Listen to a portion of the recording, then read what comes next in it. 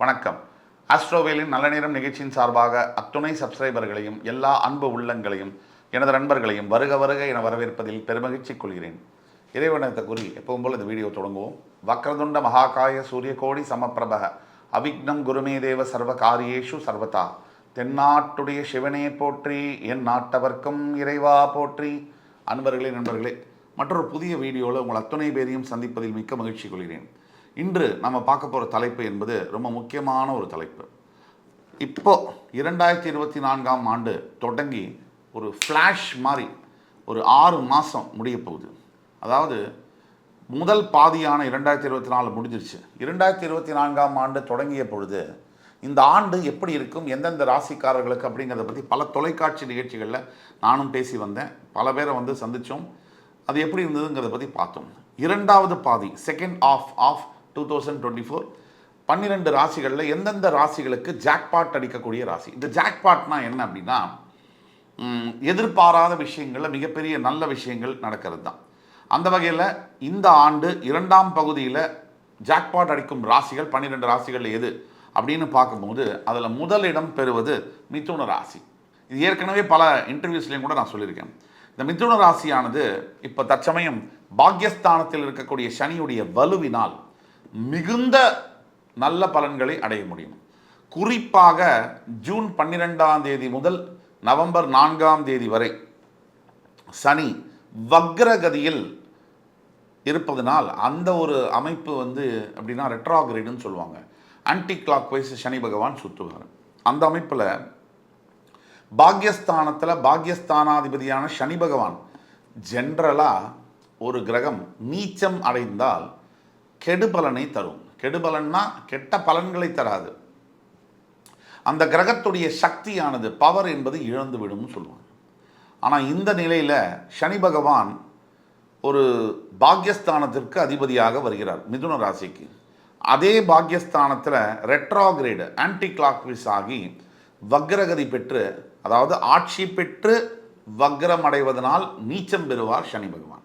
இந்த நீச்சகதி அடையக்கூடிய சனி பகவான் ஆனவர், ஆக சனி பகவான் வக்ரமாகி, அதாவது ஆட்சி பெற்று வக்ரமாகி நீச்சம் அடையும் போது அதீத நல்ல பலன்களை செய்வார்.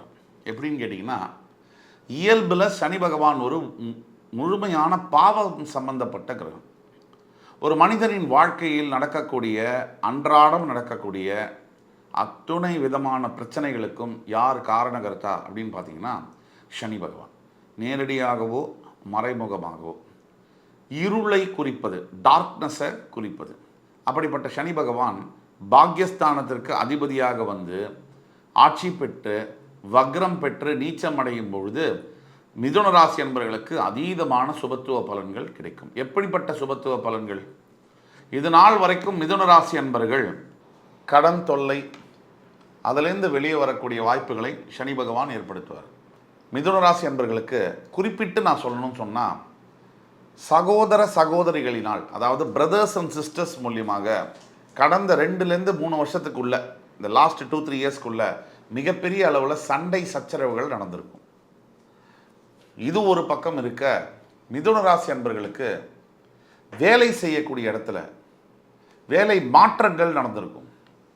ஏற்கனவே இருந்த கம்பெனிஸில் ஒன்றும் இல்லாத இடத்துலேருந்து பிரச்சனைகள்லாம் கிளம்பி அது பெரிய லெவலுக்கு ஊதி திடீர்னு அந்த இடத்துலேருந்து வேலையை விட்டு விலகிற அளவுக்கு, அதாவது மிகப்பெரிய நல்ல பேர் இருந்த ஒரு கம்பெனியில் திடீர்னு ஒருத்தர் விலகும்படியான சூழ்நிலைகளை ஏற்படுத்தியிருக்கும்.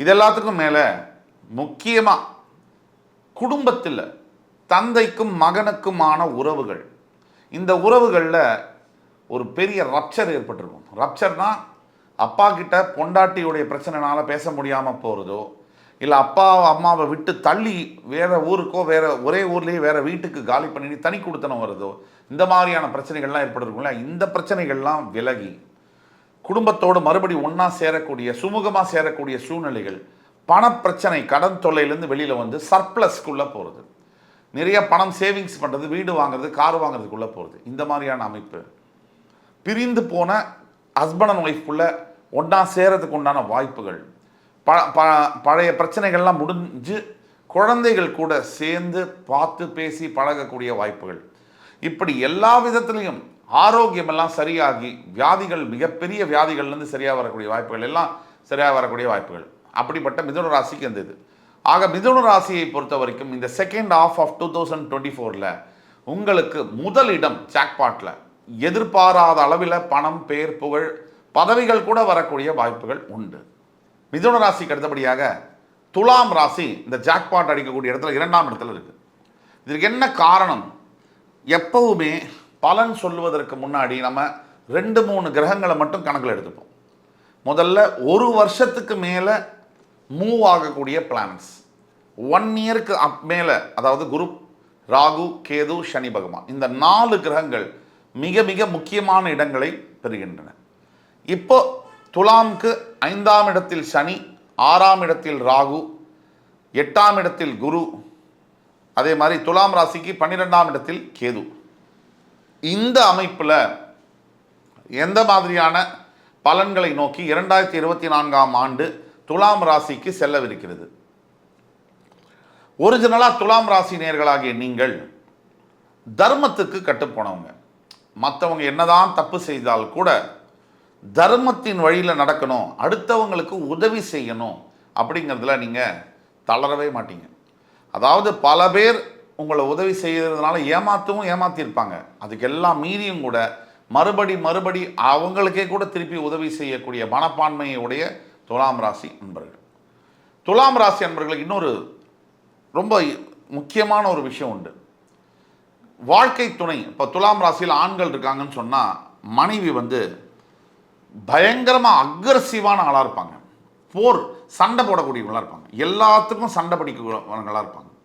சாதாரணமாக மனைவி சொல்கிறத கேட்டாலும் சண்டை, மனைவி சொல்கிறத கேட்கலைனாலும் சண்டை. இது எல்லாத்துக்கும் மேலே விளையாட்டுத்துறை மற்றும் கலைகளில் ஆர்வம் மிக்கவர்களாக இருப்பாங்க. இது துலாம் ராசி அன்பர்கள். துலாம் ராசி அன்பர்களுக்கு பஞ்சமஸ்தானத்தில் சனி பகவான் ஆட்சி பெற்று 6இல் ராகு, 8இல் குரு பகவான் மறையும் பொழுது, குரு 6ஆம் இடத்ததிபதி 8இல் மறையும் பொழுது விபரீத ராஜயோகத்தை கொடுக்கிறது.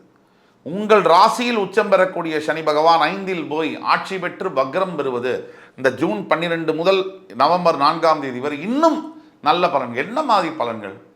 ஒரு சாதாரண வேலையில் இருக்கக்கூடிய ஒருத்தருக்கு மிகப்பெரிய அளவில் சம்பளத்தில் பெரிய வேலை கிடைச்சா அந்த வாழ்க்கை எவ்வளோ பெரிய மாறும். நல்ல வீடு ஒன்று கிடைக்கிறது, நல்ல மனைவி கிடைக்கிறதுக்கெல்லாம் கொடுப்பன வேணும்னு சொல்லுவாங்க. நல்ல வண்டி வாகனம், நல்ல மனைவி, நல்ல வீடு கிடைக்கிறதுக்கெல்லாம் கொடுப்பன வேணும்.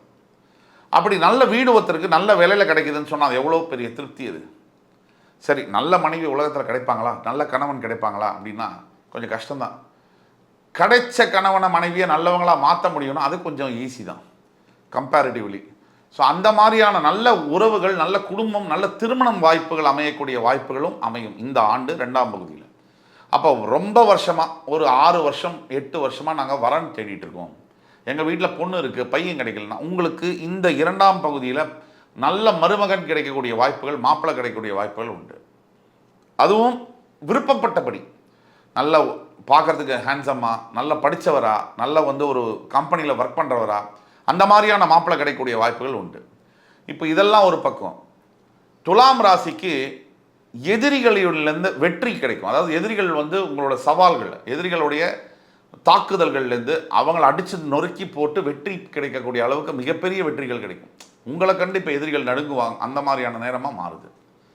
இதற்கு அடுத்தபடியாக துலாம் ராசிக்கு முக்கியமான ஒரு திருப்பம் அப்படின்னு பார்த்தீங்கன்னா, பொருளாதார நிலையில் மிகப்பெரிய முன்னேற்றங்கள். ஒரு எடுத்துக்காட்டுக்கு, இந்த ரியல் எஸ்டேட் துறையில் இருக்கிறவர்கள், துலாம் ராசியில் இருக்கக்கூடிய காவல்துறை, சட்டத்துறையில் பணியாற்றக்கூடிய வக்கீல்கள், நீதிபதிகள், முக்கியமாக அரசியல் தலைவர்கள், ரொம்ப ரொம்ப முக்கியமாக ரியல் எஸ்டேட், லேண்டு சம்பந்தப்பட்டது, நிலம் சம்பந்தப்பட்ட வியாபாரங்களில் இருக்கக்கூடியவர்கள், ஹோட்டல் துறையில் கொடியாற்றி கொண்டிருப்பவர்கள், இல்லை ஹோட்டல் துறையில் சின்ன ஹோட்டல்லேருந்து பெரிய ஹோட்டல் வச்சுருக்கிற வரைக்கும் சனியுடைய ஆதரவு இல்லாமல் ஹோட்டல் பிஸ்னஸுக்குள்ளே காலை கூட எடுத்து வைக்க முடியாது. இவர்களுக்கெல்லாம் ஒரு மிகப்பெரிய ஒரு டர்னிங் பாயிண்ட் அந்த செகண்ட் ஆஃப் 2024 இருக்கும். அதுக்கு அடுத்தபடியாக இந்த 3ஆம் இடத்தை பிடிக்கக்கூடிய ராசி எது அப்படின்னா, கொஞ்சம் கூட சந்தேகம் இல்லாமல் தனுசு ராசி தான்.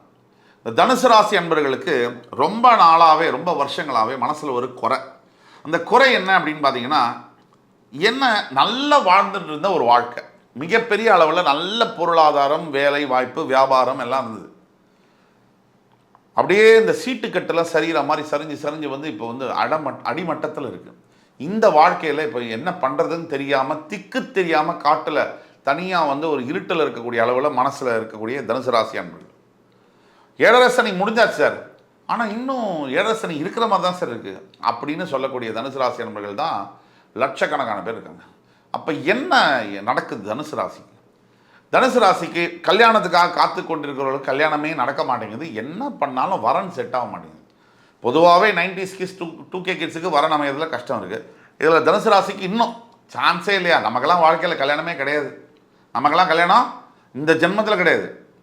இனி ஒரு ஜென்மம் வந்தாலும் கூட நல்ல பொண்ணு கிடைக்குமா, நல்ல பையன் கிடைப்பானா, அது அப்புறம் தான் பார்க்கணும். இப்போதைக்கு நமக்கு திருமணம் என்பது சாத்தியம் இல்லை அப்படின்னு நினச்சிட்டு இருக்க தனுசு ராசி என்பவர்களுக்கு ஒரு விடிவெள்ளி செய்தியாக இந்த ஆண்டு 2ஆம் பகுதியானது உங்களோட வேலை மாற்றங்களாக இருக்கட்டும், வியாபாரத்தில் அதல பாதாளத்தில் கடனில் இருக்கக்கூடியவர்களாக இருக்கட்டும், நாளைக்கு என்ன பண்ணுறது அப்படின்னு தெரியாமல் முழிச்சிட்டு இருக்கக்கூடிய தனுசு ராசி என்பவர்களுக்கு கூட வரப்போகிற காலம் என்பது இந்த 6 மாதம் பொற்கால காலமாக வரும். கொஞ்சம் கூட சந்தேகம் இல்லை தனுசுக்கு.